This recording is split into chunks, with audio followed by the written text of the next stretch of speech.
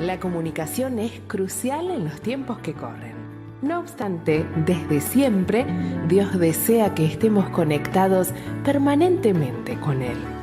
Gracias por acompañarnos en Conectados con la Palabra. Gustavo Caramelino hoy nos trae el tema Escuela Divina.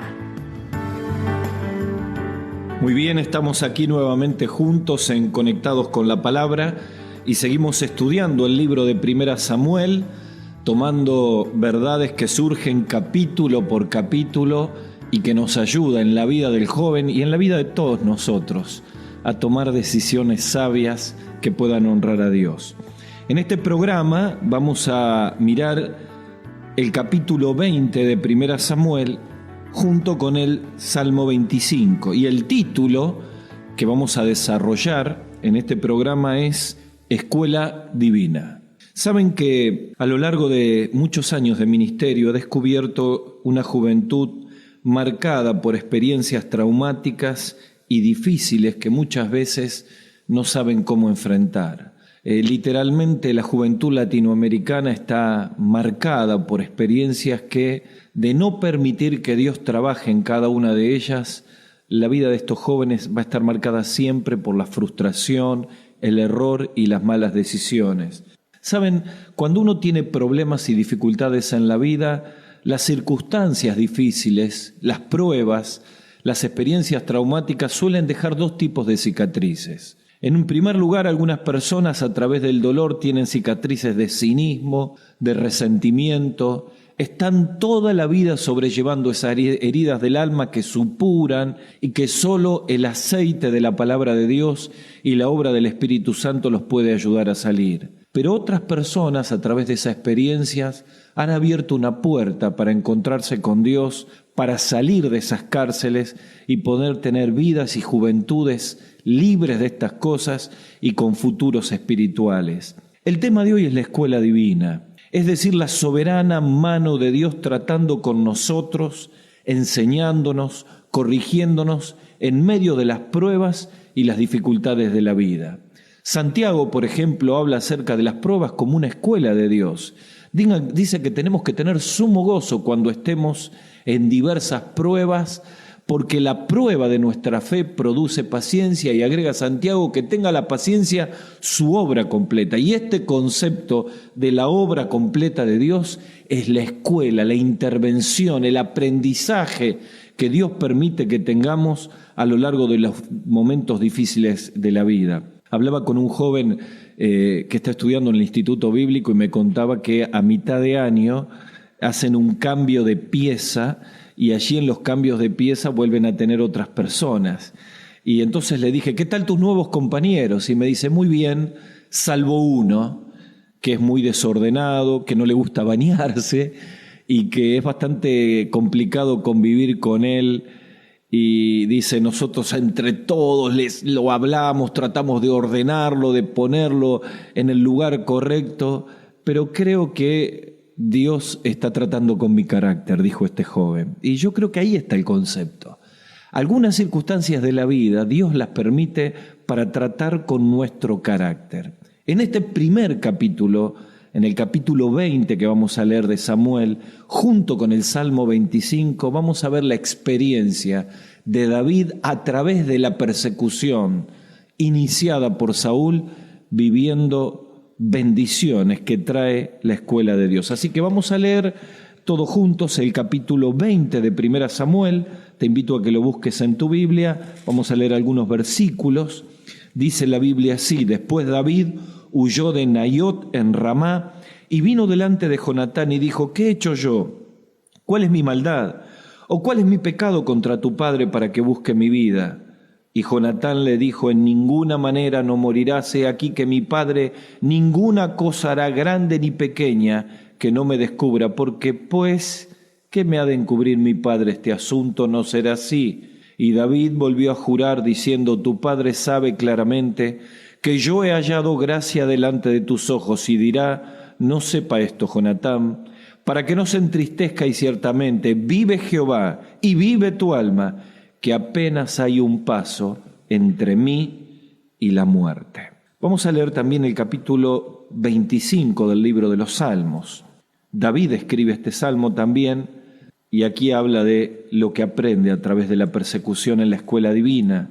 Él dice, a ti, versículo 1 del Salmo 25, a ti, oh Jehová, levantaré mi alma.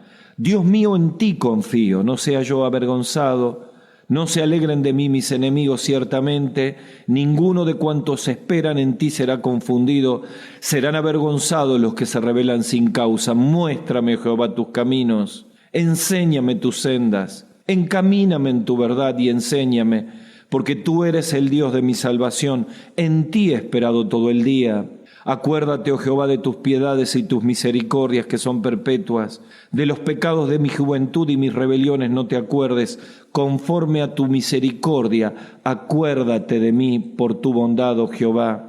Bueno y recto es el Señor, por tanto Él enseñará a los pecadores su camino, encaminará a los humildes por su juicio y enseñará a los mansos su carrera. Todas las sendas de Jehová son misericordia y verdad para los que guardan su pacto y sus testimonios, por amor de tu nombre, oh Jehová. Perdonarás también mi pecado, que es grande. ¿Quién es el hombre que teme a Jehová? Él le enseñará el camino que ha de escoger. Gozará él de bienestar, y su descendencia heredará la tierra. La comunión íntima de Jehová es con los que le temen, y a ellos hará conocer su pacto. Mis ojos están siempre hacia Jehová, porque él sacará mis pies de la red. Mírame y ten misericordia de mí, porque estoy solo, Señor, y afligido. Las angustias de mi corazón se han aumentado. Sácame de mis congojas, mira mi aflicción y mi trabajo, y perdona todos mis pecados. Mira mis enemigos cómo se han multiplicado, y con odio violento me aborrecen. Guarda mi alma y líbrame. No sea yo avergonzado, porque en ti confié. Integridad y rectitud me guarden, porque en ti he esperado. Redime, oh Dios, a Israel de todas tus angustias. La escuela divina, la escuela de Dios. Estamos aquí viendo claramente cómo David relata en el capítulo 20 de 1 Samuel, junto con Jonatán, lo que significó el inicio de una década larga de persecución, aún más que una década. Claro, ya David empezaba a ser el blanco de Saúl. Y allí en el capítulo 20 descubrimos cómo David, dándose cuenta que Saúl ya había intentado matarle, hace un pacto con Jonatán. Y entonces, como era una fiesta especial, la fiesta de la luna nueva, y David se ausenta del palacio, y Saúl espera que él pueda sentarse en su lugar para poder de alguna manera atacarlo, pero David acuerda con Jonatán no estar en ese lugar, bajo la excusa que se iba con su hermano mayor, con su familia, a festejar esta fiesta. Precisamente David entonces descubre, frente a lo que Jonatán le comenta, Saúl explota de resentimiento y odio contra su hijo por haberle permitido a David irse, y David y Jonatán hacen un pacto a través de una acción en la cual Jonatán sale con su criado a cazar y tira las flechas a una dirección y a una distancia con la cual habían acordado con David, que significaba que su padre quería matarlo. Finalmente, aquel muchacho se vuelve a la ciudad, David y Jonatán se abrazan, hacen pacto con Dios como testigo, y a partir de ese momento David se va y empieza un peregrinaje en el cual aprendería la escuela de Dios. ¿Sabes? Aquí en el capítulo 25 del libro de los Salmos, David ya está viejo. Probablemente podemos deducir que está en medio de la rebelión de Absalón, su hijo menor. Ya había pasado toda la persecución de Saúl, y a lo largo de los años él encuentra y escribe en este salmo 4 bendiciones de la escuela divina. Mira, yo no sé qué estás viviendo vos en este tiempo. Yo no sé cuáles son los conflictos y los problemas que te toca vivir. Quizás rebelado contra Dios, estás enojado con Dios, pensás que Dios se olvidó de ti, y quiero decirte que las pruebas, los problemas, las dificultades abren una puerta para que Dios trabaje en nuestro carácter, para que Dios purifique nuestra vida y para que la escuela de Dios haga en nosotros aquello que solamente Dios puede hacer. Un gran escritor, el doctor Piper, decía que la mejor hermenéutica es la prueba. Es decir, la mejor manera de aprender las verdades de la palabra es cuando somos puestos en medio de la prueba. Elizabeth Elliot, la mujer de aquel misionero que dio su vida allí en medio de la obra misionera, escribió que las profundas verdades que aprendió en su vida los descubrió en medio del más profundo dolor. Yo veo aquí en este salmo 4 bendiciones que podés apropiar para tu vida en la escuela divina. En primer lugar, Dios enseña a los que le buscan. Primera bendición, Dios enseña a los que le buscan. Esto está en los versículos 1 al 5 del Salmo 25. Esto tiene que ver con la guía divina.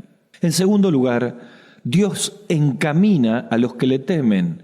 Esto está en los versículos 8 al 15 y tiene que ver con la presencia divina. En tercer lugar, Dios endereza a los que le escuchan. Esto está en los versículos 16 al 23 y esto tiene que ver con el poder divino. Y finalmente, Dios eterniza a los que en Él creen. Esto está en el versículo 11 y tiene que ver con la salvación divina. Entonces, vamos al primero.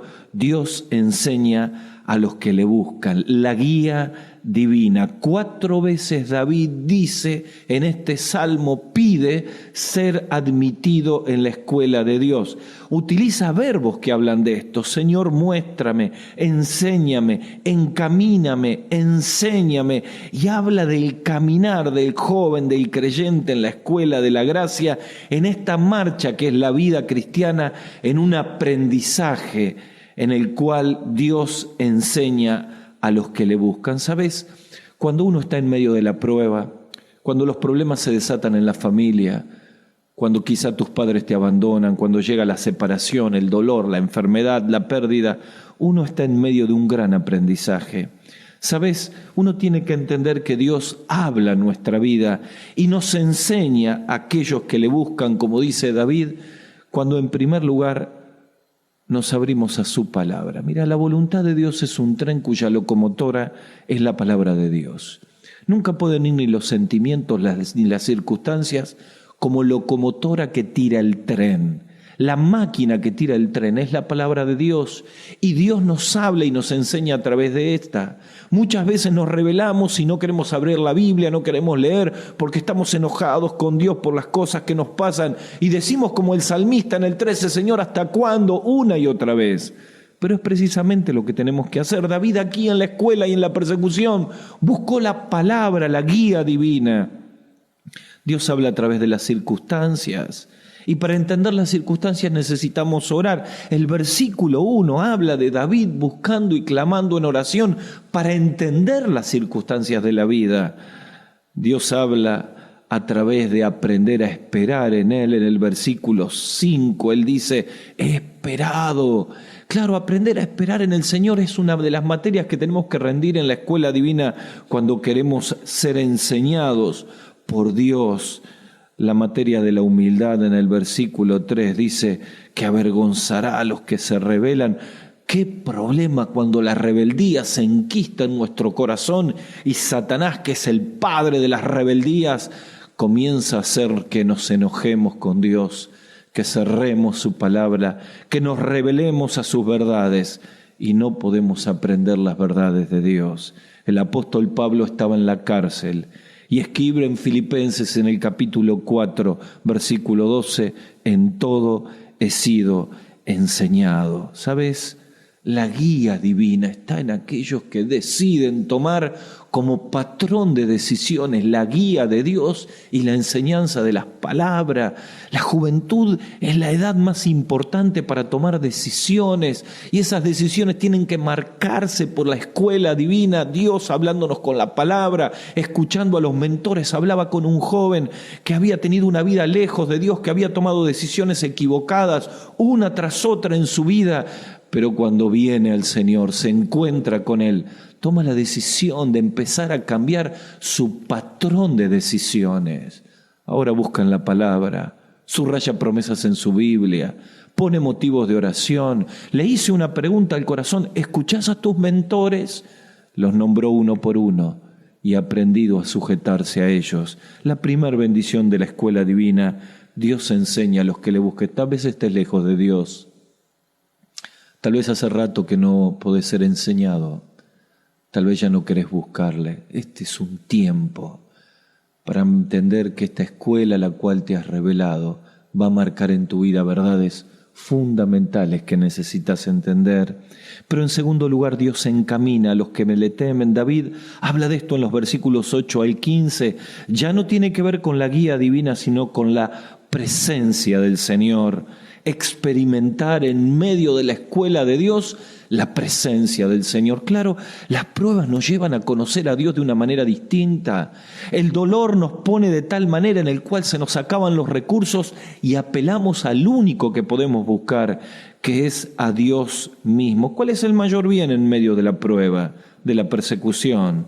David lo explica, la presencia de Dios. En el capítulo 20 de 1 Samuel, él dice, Dios es testigo entre nosotros en su pacto con Jonatán. En el capítulo 20, versículo 42, dice, Jehová esté entre tú y yo, entre tu descendencia y mi descendencia.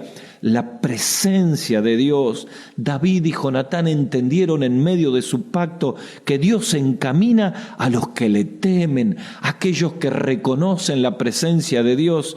Ambos, tanto David como Jonatán, tenían temor de Dios.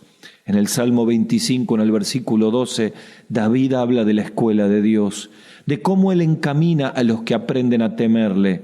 Y dice, ¿quién es el hombre que teme a Jehová? Él enseñará el camino que ha de escoger. Encamina a los que le temen. Qué maravilla este versículo 12 del capítulo 25 del libro de los Salmos. ¿Qué camino tomaría David ahora? ¿Sabes? Él tendría que escapar de Saúl, se equivocará, irá de los filisteos, volverá, estará en Israel, llegará al reino, luchará con muchas cosas, tendrá conflictos, pero había algo que David tenía muy claro, tenía que temer a Dios, porque esto habla de la presencia de Dios encaminando en medio del temor. ¿Qué es el temor de Dios? El temor de Dios es la conciencia que tiene un joven de que Dios está en todos lados, que Dios me ve lo que hago, que aunque nadie me vea, Dios está allí siempre. Y el temor de Dios encamina la vida de un joven. La ausencia de temor de Dios hace que un joven se descarrila. Por eso dice el salmista, cuando miro la impiedad de los impíos, la iniquidad de los impíos, digo a mi corazón, ¿qué cosa? No hay temor de Dios delante de sus ojos. ¿Sabes? El temor de Dios nos frena frente al pecado. Fíjate en el capítulo 39 de Génesis, versículo 29, como José, aquel hombre íntegro, teme a Dios y no cae en medio de la tentación de la esposa de Potifar. Y él dice, ¿cómo haría yo tan grande mal? Y pecaría contra Dios. Claro, el temor de Dios nos frena frente al pecado. El temor de Dios nos da convicciones en la vida. Por eso encamina a Dios a través de las convicciones para que tomemos decisiones de acuerdo a su palabra y no de acuerdo a las presiones del sistema. El sabio Salomón dice en Proverbios capítulo 2, versículo 15, Hijo mío, si recibieres mis palabras y mis mandamientos guardares, entonces entenderás el temor de Jehová y hallarás el conocimiento de Dios. Proverbios, capítulo 2, versículo 5. ¡Qué maravilla cuando un joven por temor de Dios adquiere convicciones, memoriza versículos de la palabra, los internaliza en su corazón y empieza a responder frente a las decisiones de la vida de acuerdo a lo que la palabra de Dios se planta frente al pecado, decide ir a una contracultura en este mundo. El temor de Dios trae convicciones, el temor de Dios nos santifica. Dice 2 Corintios capítulo 7, versículo 1, así que amados, puesto que tenemos tales promesas, limpiémonos de toda contaminación de carne y espíritu. Escucha bien, perfeccionando la santidad en el temor de Dios. Claro, el temor de Dios nos santifica y nos encamina hacia la santidad. Dios encamina a los que le temen. El temor de Dios nos impulsa a servirle. Hebreos capítulo 12, versículo 28 dice, así que recibiendo nosotros un reino inconmovible, tengamos gratitud y mediante ella sirvamos a Dios, agradándole con temor irreverencia. Claro, el temor de Dios nos encamina al servicio. Claro que sí, porque sabemos que Él nos ha dado dones y talentos de los cuales vamos a dar cuenta en el tribunal de Cristo. El temor de Dios nos lleva a invertir la vida y la juventud en cosas que son trascendentales en la vida. David temía a Dios y Él encaminó sus pasos. Habla de luz al escoger, versículo 12. Habla de bendición. En el versículo 13, gozará de bienestar, dice en el capítulo 25, versículo 13 de Salmos. El temor de Dios me da libertad. Dice el versículo 15, Él sacará mis pies de la red. Y te lo tengo que preguntar, ¿tenés temor de Dios o estás lejos de la integridad? ¿Qué pecado te está atando? Si estás lejos de Dios, necesitas volver a ver a Dios. ¿Sabes? Uno deja de tener temor de Dios cuando ya no lo puede ver. Cuando uno cae en la tentación es porque dejó de ver a Dios. Necesitas reencontrarte con Él, volver a entender que sin Él no tenés temor y tu vida está encaminada por valores del mundo, por malos consejos de amigos. Quizás mientras escuchás este mensaje estás cargando tus ojos de lágrima por la culpa que te trae haber tomado decisiones lejos de Dios. Sentís que estás manchado. Necesitas arrepentirte en este tiempo, volver al Señor, volver a tener temor de Dios, para el que Él encamine a los que le temen. Decimos en primer lugar, Dios enseña a los que le buscan en la escuela divina. En segundo lugar, Dios encamina a los que le temen. En tercer lugar, Dios endereza a los que le escuchan. Claro, aquí tiene que ver con poder y cambios delante de Dios. Claro, la escuela divina no solo encamina, enseña, sino que endereza, es decir, corrige. En los versículos 16 al 22, David en la escuela divina habla del dolor y la angustia, la congoja, la aflicción que siente por la prueba, pero entiende que esto es una oportunidad para corregir su vida. Sabes, nosotros pasamos aquí una tremenda inundación. En nuestra casa llegamos a tener 2 metros de agua de un río que se desbordó. Más de 130.000 personas en mi ciudad, en Santa Fe, nos quedamos sin casa, perdimos todo, estuvimos meses fuera de casa. Yo desde jovencito compré libros, estaba feliz de mi biblioteca, tenía más de 700 libros, el agua me los llevó todos. Los que pude rescatar los puse al sol para secarse. Dios fue muy bueno.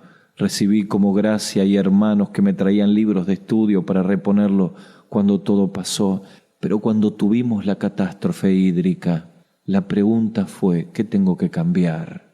Yo me sentía como Jonás, que necesitaba enderezar, cambiar. ¿Sabes? Un autor dijo, cuando llega la hora oscura, los creyentes esperamos la aurora.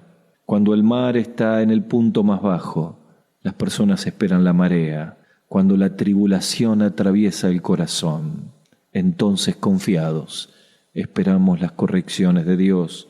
El autor a los Hebreos dice de la escuela divina y de esto que Dios endereza a los que le escuchan, en capítulo 12, versículo 11, que ninguna disciplina al presente parece ser causa de gozo, pero después da fruto apacible de justicia a los que en ella han sido ejercitados. Claro, aquí David habla en el versículo 21 de 2 frutos, que el ejercicio de la prueba les había traído y que había enderezado su vida.